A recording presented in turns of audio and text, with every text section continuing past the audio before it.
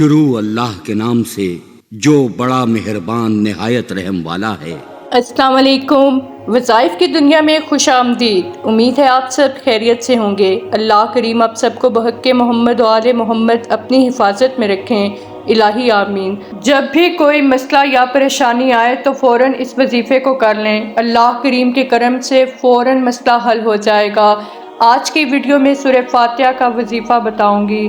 آج کا یہ وظیفہ قرآن و حدیث سے لیا گیا ہے۔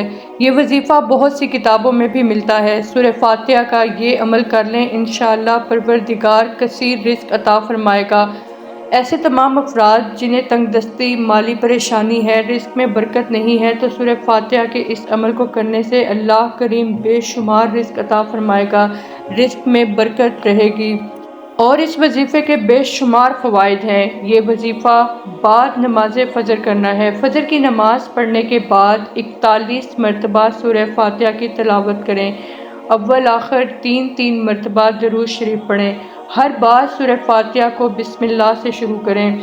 انشاءاللہ تعالی اللہ کریم کثیر رزق عطا فرمائے گا، دولت کی بارش ہوگی، ہر کام میں برکت ہوگی۔ اگر کوئی بیمار ہے تو اسی سورت کو 41 مرتبہ پڑھ کر پانی پہ دم کر کے مریض کو پلائیں تو انشاءاللہ تعالی اسے شفا ہوگی۔ امید کرتی ہوں آج کی ویڈیو آپ کو پسند آئی ہوگی۔ خوش رہیں، آسانیاں بانٹیں۔